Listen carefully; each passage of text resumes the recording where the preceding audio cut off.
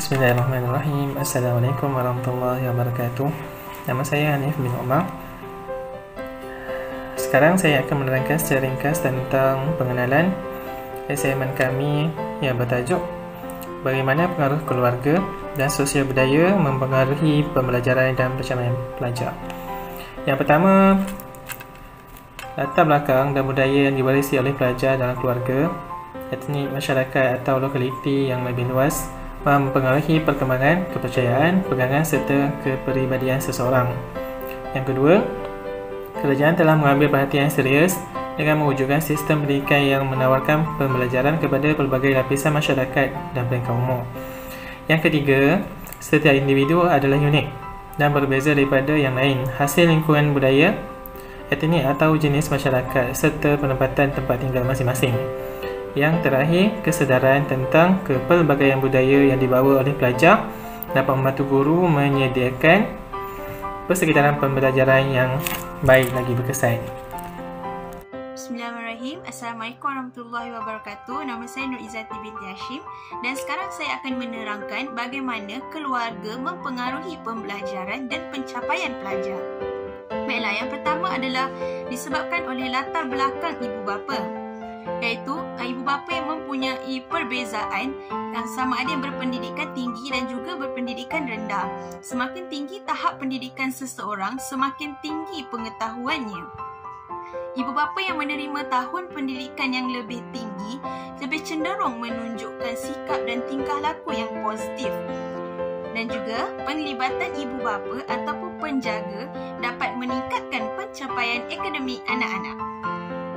Seterusnya adalah sokongan daripada ibu bapa, iaitu yang mendorong dan membantu anak-anak di rumah. Yang kedua adalah pemantauan ibu bapa terhadap tugas yang diberikan oleh guru.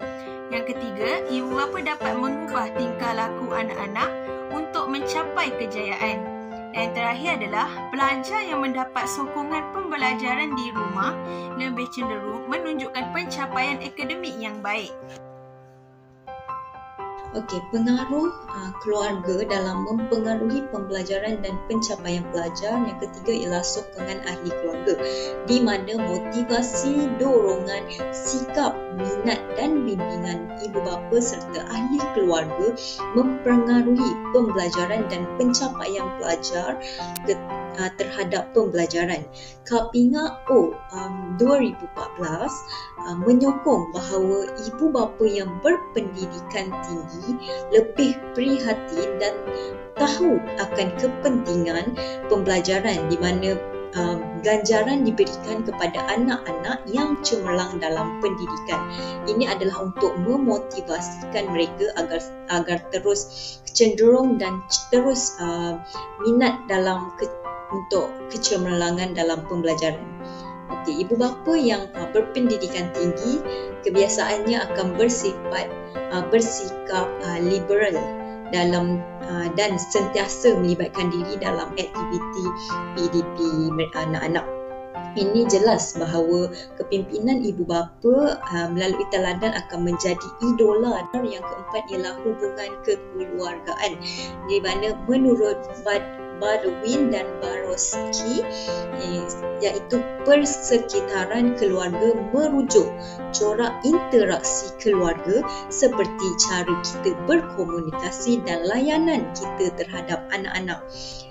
Di samping itu, aspek kerohanian iaitu didikan agama diberikan supaya anak-anak terang hati dan lebih mudah untuk menerima pelajaran, di mana aspek rohani yang diterapkan kebiasaannya adalah bersolat secara berjemaah bagi orang-orang beragama Islam.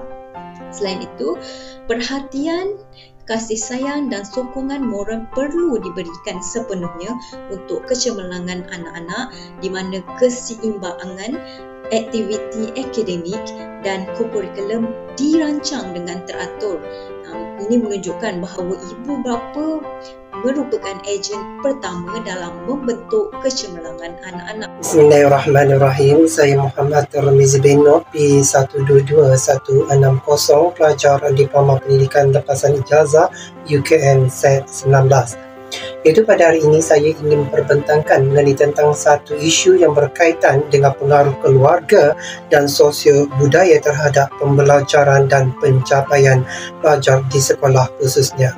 Iaitu di mana saya membahagikan kepada 4 aspek utama, iaitu pertama pengaruh lingkungan sosial, yang kedua gaya belajar dan berfikir, yang ketiga faktor persekitaran, dan yang keempat adalah faktor guru. Itu di mana yang pertama yang berkaitan dengan pengaruh lingkungan sosial, saya kaitkan dengan iaitu di mana perkembangan bahasanya. Itu merupakan bahasa adalah merupakan salah satu daripada kekuatan bagi perkembangan mental manusia. Namun apa yang berlaku pada hari ini ialah percampuran bahasa rojak, bahasa pasar atau dikenali sebagai bahasa kurang sopan, bahasa kotor, bahasa mencarut, ayat maki hamun, kurang beradab dan perkataan kurang sopan banyak dipengaruhi dalam kalangan pelajar sehingga mempengaruhi pencapaian pelajar itu sendiri. Manakala yang kedua adalah isu yang berkaitan dengan gaya belajar dan berfikir sehingga mempengaruhi pencapaian pelajar yang dapat dikaitkan dengan kemahiran dan strategi belajar, persediaan belajar, yang ketiga pembelajaran dalam bilik darjah, yang keempat adalah berkaitan dengan kemahiran membaca, dan yang kelima adalah berkaitan dengan persediaan pelajar dalam menghadapi peperiksaan sehingga mempengaruhi pencapaian pelajar khususnya. Yang ketiga adalah isu yang berkaitan dengan faktor persekitaran sehingga mempengaruhi pencapaian pelajar, iaitu dapat dikaitkan dengan 4 aspek utama. Yang pertama adalah suhu, yang kedua adalah bunyi, yang ketiga adalah reka bentuk, dan yang keempat adalah cahaya. Keempat-empat ini adalah sangat mempengaruhi pencapaian pelajar di sekolah. Manakala yang terakhir adalah berkaitan dengan persepsi guru terhadap pelajar, terutamanya terhadap pelajar lelaki, terhadap pelajar perempuan, terhadap kaum dan etnik, serta terhadap profesion perguruan di sekolah, iaitu berkaitan dengan pedagogi dan cara penyampaian guru di sekolah khususnya. Sekian, terima kasih. Bagaimana pengaruh keluarga dan sosial budaya mempengaruhi pembelajaran dan pencapaian pelajar? Antaranya adalah jenis sekolah. Yang pertama, amalan dalam sistem persekolahan di Malaysia menjurus ke arah kebangsaan dan sistem berpusat. Namun dalam pelaksanaannya wujud jenis-jenis sekolah yang berbeza. Yang kedua, budaya sekolah juga berbeza memandangkan warga sekolah-sekolah tertentu tergolong daripada kaum etnik tertentu.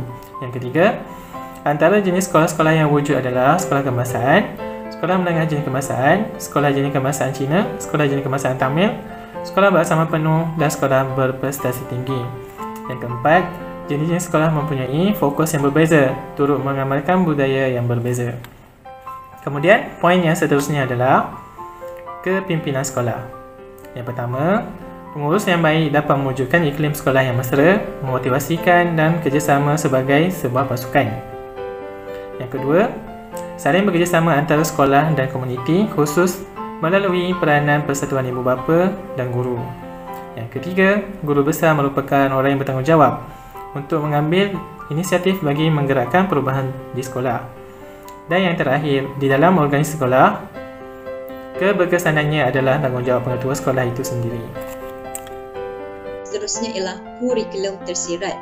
Ia merangkumi budaya sekolah di mana termasuklah peraturan dan kecederaan sekolah, peranan dan hubungan warga sekolah, budaya, adat resam dan aspirasi sekolah. Pembelajaran yang mesra murid berlatar belakangkan daripada pelbagai sosio budaya di samping isu sensitif yang berkaitan agama pelajar, berlainan kaum tidak harus dipertikaikan, iaitu peranan guru dalam membuat perancangan aktiviti pembelajaran perlu sesuai dengan semua kepercayaan, nilai dan agama supaya boleh disertai oleh semua pelajar. Guru berperanan sebagai pemudah cara, ejen perubahan dan sumber inspirasi kepada pelajar. Kesimpulannya, semakin kerap ibu bapa membabitkan diri dalam pendidikan anak-anak, semakin bermanfaat dan memberi impak positif kepada pencapaian akademik anak-anak. Kebanyakan ibu bapa kini lebih banyak memberi perhatian dan tumpuan dalam pendidikan anak-anak pada tahap prasekolah dan ketika di sekolah rendah untuk peringkat menengah dan juga pelajar IPT, ibu bapa kurang memberi perhatian. Guru juga perlu mengajar murid-murid tanpa mengelompokkan murid mengikut kaum masing-masing. Justeru, tanggungjawab bersama perlulah digerakkan supaya sekolah mampu menghasilkan modal insan yang berketerampilan bagi menghadapi dunia baharu yang serba pantas, keadaan yang tidak menentu, kompleks dan kabur. Justeru pastinya ia tidak dianggap sebagai bebanan.